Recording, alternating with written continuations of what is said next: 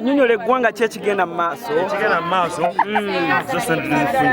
wangi sente tufunyeewo zigenda okujja mu Uganda era katugenda kusasula abantu bategeeze singa avaayo tuddawa era kati yenjogera tuvaayo pati eriwa wangi tugenda kwekizo tuddawa ango kalosi bwe tuvaayo tuddawa soko ojjako masiki abantu banyonyole bulungi bakutegeere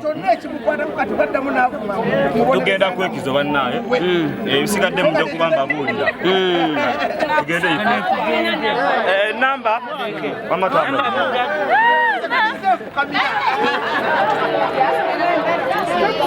ndi tiktoka naye ku mbeera yonna yonna ebaddewo sefuko bamugambye taddamu kuvuma kyetukusaba tatuyambe toddamu kuvuma beera kulu kola content wo ne mukyala wo nga bwobadde okikola naye okuvuma kuleke mukwano mukyala wa Joey gwe tumanyi ffe kuba gwabadde abeera naye Joey akasente nga alayika talina bulungi labusi ya sente naye abaddewo tugenza okulaba nammwe muzze munyiridde essanyu libatta mulanga abagamba muzze kwetega wa Joey mikwano gya Joey tubadde tulina omubeererawo mwene embeera nga bbaawe ali mu kaseera akazibu tubadde tulina obeerawo ffenna kimu era kye tubadde tukusaba mulamu sefuko mukwano byonna byonna ebikutuuseeko mu bulamu obirabe ebyokuvuma abantu ndowooza oyize so togenda owooza kikuwadde essomo nekikuwa n'ekyokuyiga ndowooza okuza olaba okuvuma omuntu si kirungi tiktok social media ogikozese bulungi okyuseemu content w'omukwano kale maama ate gwe mu ku bakazi b'ogamba ki sebampita shoni nkolesa shoni 256 on tiktok naye ku bakazi be mbadde sirina side cause okulanira omwana muto it's really good so naye nyambala ng'eraga nti si mwana muto oze kwetega kiki ate n'ekirala I'm so happy that now Sefk is free and we are really so grateful ogenda mukulisaayo otya of course we are going to tugenda mubuulirira taddamu okuvuma abantu akasenge k'okubuulira mwakataddewa mwakateese wasoko otubuulire no not really as TikTok we are one family so we are going to tell Sefko taddamu ku attacking abantu like he's going to do good content you know n'oluzungu nga lungi oli mu America oli mu na Uganda kiki maama kuba n'ennyamba twayikolanga yakave France ladasebo siri mu America ni mwana omukiga and my surname is Aino Mjisha soko obuze ku bakiga banna bali ku TikTok awo mu lukiga baaba abantu banje abakunfollowinga most especially my people from Kanungu actually ni banyata Kanungu's finest konkaba z'olukiga ni banyata Kanungu's finest abantu ba Kanungu n'abalamusya mwena and I'm so happy to present you olukiga lukomyawo owayi nawe tubuulireko maama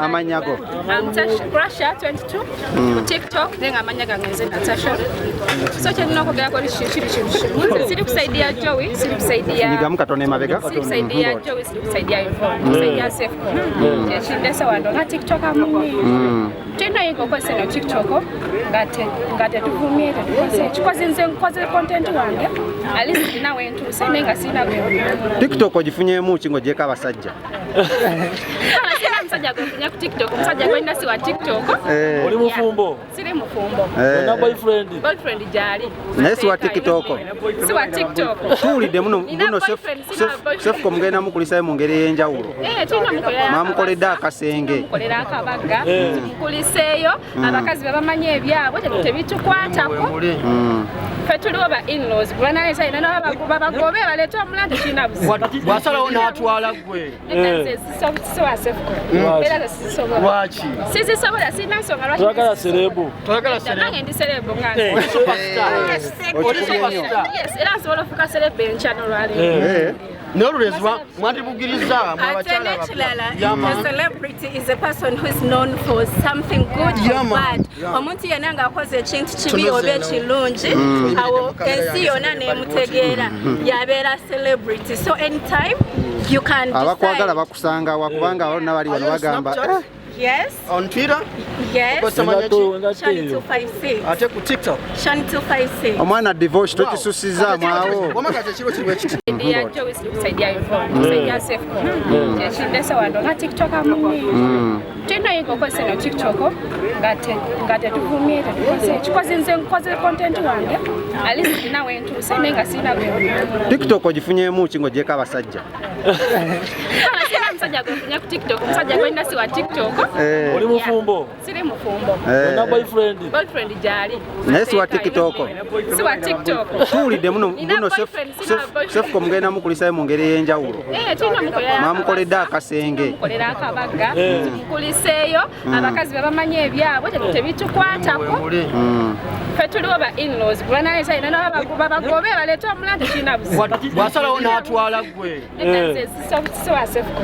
Era sisobola. Lwaki? Sizisobola sirina nsonga lwaki. Twagala serebu. Nange ndi serebu nga Yes, era nsobola okufuuka serebu enkya n'olwaleero.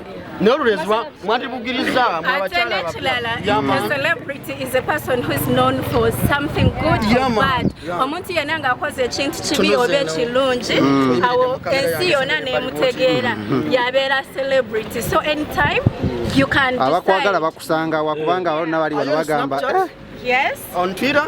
Yes. Shani 256. Ate ku TikTok? Shani 256. Omwana divorce tokisusiza mwawo. Wamagaze kiro kiri ekiti. Oyagala omukolo gw'enjawulo gubeere n'ebijjukize mu nnyumba yo kankwanjulire Baking Montage Photo Studio fe bakafuluma okukuba ebifaananyi n'okukola vidiyo. Olina wedding, birthday party, kukyala, nika, baby shower, photoshoot oba music shoot na buli kimu kyonna ky'oyagala fe tusobola okuwa ebijjukize ebirungi eri ebirooto byo ate nno mwana wattu kusintiiza omuntu wa bulijjo. Tusangibwa Nankulabe ku Bitaala ku Prime Tower Level 3 Room D04. Okumanya ebisingawo tukubire ku nnamba zino 0702 104 125 oba noti 755 3 731 oba noti 777 noti 23 4 noti 5. King Montage Photo Studio fe tusobola okuwa ebijjukize ebirungi ate nno mwana wattu kusintiiza omuntu wa bulijjo.